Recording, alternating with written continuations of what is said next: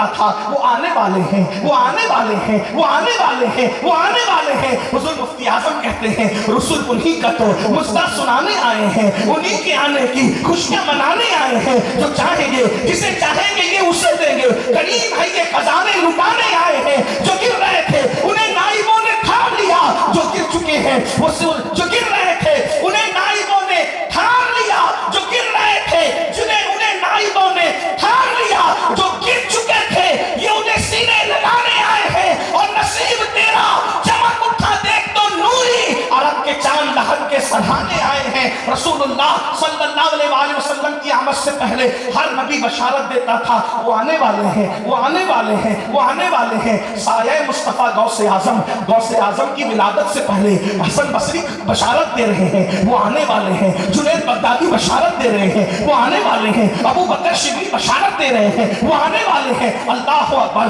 ذرا غور تو فرمائیں، ان کے آنے کی نبیوں نے بشارت دی، ان کے آنے کی ولیوں نے بشارت دی۔ اس کے بعد پھر دیکھیں اللہ اکبر، اللہ اکبر، رسول اللہ کی سیرت پر جتنا لکھا گیا نبیوں کی کائنات میں اتنا کسی پہ نہیں لکھا گیا۔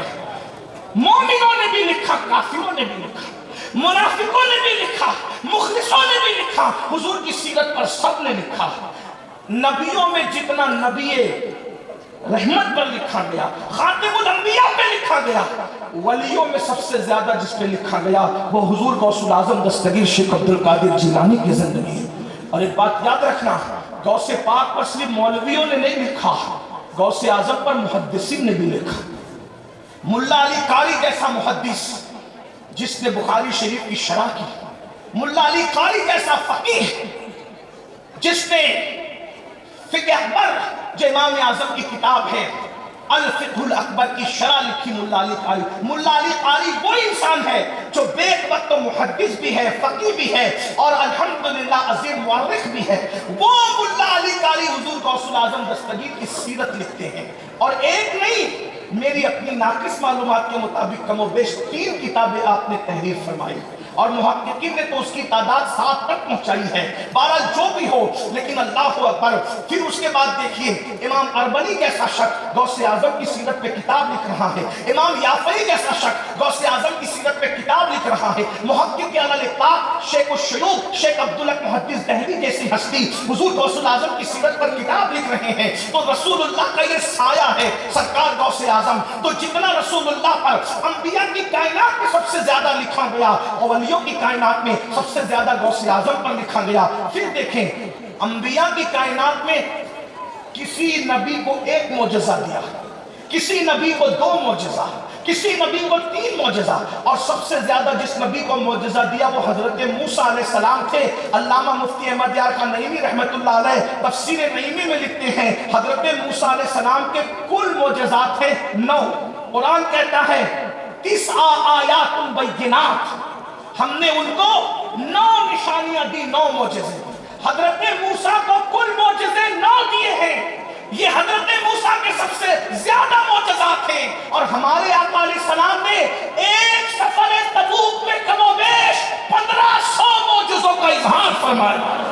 اور یہ تو تحریر ہے، تحریر، ورنہ سچائی تو یہ ہے وہ اٹھتے ہیں تو معجزہ، وہ بیٹھتے ہیں تو معجزہ، وہ سوتے ہیں تو معجزہ، وہ جاگتے ہیں تو معجزہ، وہ چلتے ہیں تو معجزہ، وہ تبسم ریز ہوتے ہیں تو معجزہ، وہ تکلم نوا ہوتے ہیں تو معجزہ۔ اللہ اکبر، حتیٰ کہ وہ چادر اوڑھ کے سو جاتے ہیں تو معجزہ۔ کس شان سے؟ ارے کسی کے سونے پر بھی کبھی تعریف ہوئی ہے، لیکن یہ تنہا میرا تمہارا نبی ہے، آمینہ کا لال ہے، اگر چادر اوڑھ لے تو قرآن کہتا ہے یا ایھا المدثر، اے کمبل اوڑھنے والے، وہی چادر اگر چہرے پر آ جائے تو قرآن کہتا ہے یا ایھا المزمل، اے جھرمٹ مارنے والے، زلفیں اگر چہرے پر بکھر جائے تو قرآن اس کو واللیل کہتا ہے، اگر زلفیں سور کر کے سر پہ چلی جائے قرآن اسے والضحیٰ کہتا ہے، اگر سر میں بال نکل آئے تو قرآن اس کو مطلع الفجر حق کہتا ہے، جس کو بریلی کا قلندر یوں تعبیر کرتا ہے لیلۃ القدر میں مطلع الفجر حق، مان کی استقامت پہ لاکھوں سلام۔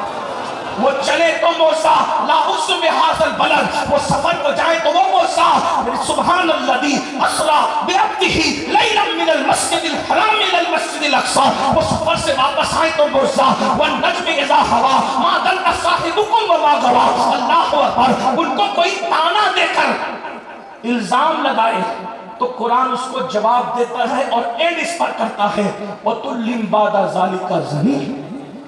हर अदा मौज़ा, हुजूर की पूरी जिंदगी मौज़ा, उनका आना भी मौजज़ा और उनका जाना भी मौजज़ा और उनका खूबसूरत होना सबसे बड़ा मौजज़ा।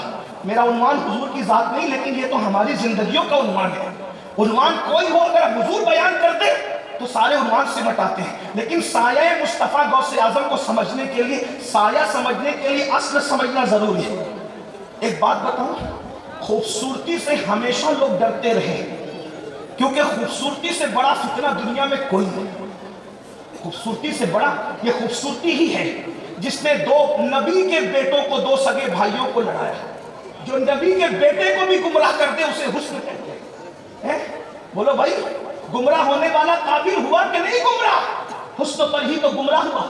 सिर्फ गुमराह नहीं हुआ, बाप की नाफरमानी की। सिर्फ बाप की नाफरमानी नहीं की, भाई का कत्ल किया। भाई का कत्ल नहीं किया बल्कि शिर्क तक पहुंचा। अब इससे बड़ी नहुसत हुस्न की क्या बयान हो कि हुस्न ने इंसान को बाप की नाफरमानी तक ले गया, उसके बाद कत्ल तक ले गया, उसके बाद शिर्क तक ले गया। इसीलिए लोगों ने कहा ना ना ना, हुस्न अच्छी चीज नहीं। हुस्न वो है जो बाप की नाफरमानी कराता है, हुस्न वो है जो भाइयों में जुदाई डालता है, हुस्न वो है जो भाई को भाई से लड़ाता है, हुस्न वो है जो कातिल बनाता है, हुस्न वो है जो बदनामे जमाना कराता है। जब जब कत्ल का जिक्र होगा कुरान मुकद्दस की सूरह बकरा की आयतें अल्लाहु अकबर काबिल के कत्ल पर जो है, यानी काबिल ने अपने भाई को कत्ल किया था, इस पर गवाही देती नजर आएगी। और हर कत्ल का जिम्मेदार सबसे पहले काबिल होगा, क्योंकि उसने किसी के हुस्न में गिरफ्तार होकर, हुस्न का असीर होकर अपने सगे भाई को कत्ल किया था। तो लोगों ने कहा नहीं, हुस्न वाले मगरूर होते हैं, हुस्न वाले जो है वो बहुत ज्यादा अकड़ू होते हैं, हुस्न वाले बेमुरब्बत होते हैं, हुस्न वाले लड़ाई लगाते हैं, हुस्न वाले लूट लेते हैं।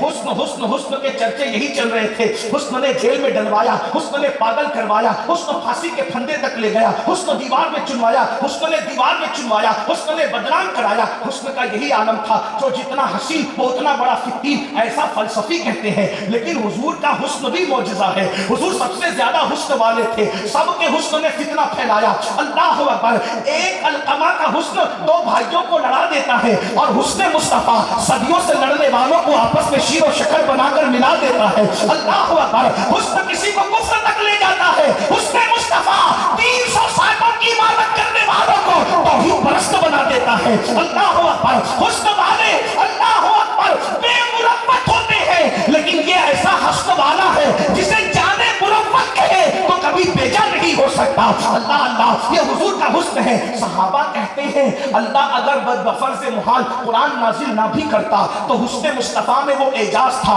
कि जो हुजूर को देखता ईमान ले आता। इसीलिए हुजूर मुफ्ती आजम कहते हैं वो हंसी क्या जो फितने उठा के चले, वो हंसी क्या जो फितने उठा के चले। हाँ, हंसी तुम हो, फितने मिटा के चले। तो उनका खूबसूरत होना भी मौजज़ा, कर सके उनकी हर हर अदा मौजज़ा। अल्लाह अकबर। तो जितने मौजज़ात अल्लाह ने अपने नबी को दिए, एक जुमले में कहें तो ये कह सकते हैं सबको मौजज़ा देकर भेजा, उनको मौजज़ा बनाकर भेजा। अल्लाह अकबर। कहने वाले ने यहाँ तक के कहा है अल्लाह अल्लाह, कहने वाले कहते हैं तेरी हर हर अदा प्यारे, दलील बेमिसाली है तेरी सीरत, तेरी सूरत ज़माने से निराली है, तेरी सीरत तेरी सूरत ज़माने से निराली है, तेरी हर हर अदा प्यारे, दलील बेमिसाली है। जैसे नबियों की कायनात में सबसे ज्यादा मौजज़ात हुजूर को अता किए, वैसे वलियों की कायनात में सबसे ज्यादा करामात अल्लाह ने हुजूर गौसे आजम को अता फरमाई। एक नाम हवाले के तौर पे ले रहा हूँ सबसे बिगड़े हुए मौलवी का, ताकि बिगड़े हुए की सुधरी हुई बात करो तो लोगों को ज्यादा यकीन आता है। अल्लामा इब्ने तैमिया जिसे लोग कहते हैं, उन्होंने लिखा कि गौसे आजम की करामत हद्दे तवातुर को पहुंची हुई। अब गौर कर सकते हैं कि इब्ने तैमिया जैसा बंदा जिसकी करामतों के तवातुर की गवाही दे, ये गैरों के घर से गवाही है, तो फिर अंदाजा फरमाए अपने तो फिर अपने हैं। अल्लाह अकबर। सहाबाए किराम रिदवानुल्लाहि ताला अलैहिम अजमईन कहते थे कि हुजूर अलैहिस्सलाम से हमने बहुत मौजज़ात देखे, और गौसे आजम को देखने वाले कहते हैं, शेख अब्दुल्ला मुहद्दिस देहलवी का कौल के गौसे आजम को जिन्होंने देखा वो कहते हैं कि सरकार गौसे आजम की करामतें ऐसी होती थी जैसे बारिश बरस रही हो, بارش کے موسم میں جیسے بارش کے قطرے برستے ہیں ویسے حضور غوث اعظم کی کرامت، یہ سایہ مصطفیٰ ہے۔ اس کے بعد تیسری چیز، انبیاء کی کائنات میں سب سے زیادہ امت سید الانبیاء کی ہوئی، اور ولیوں کی کائنات میں سب سے زیادہ مریدین اگر کسی کے ہیں تو وہ حضور غوث اعظم کے۔ کتنے زمانے میں اتنے مرید کسی ولی کے نہیں، اور چونکہ مرید در مرید در مرید در مرید در مرید قیامت تک سب غوث اعظم کے مرید ہوں گے۔ اور اسی ہندوستان میں جو محریرہ ہے، جسے ہم محریرہ مطہرہ کہتے ہیں، یہ غوث اعظم کے کارخانے کی ایسی اللہ اکبر فیضان کا ایسا کارخانہ ہے جسے محریرہ کہتے ہیں۔ یہ محریرہ وہ خون خانہ ہے کہ آنے والا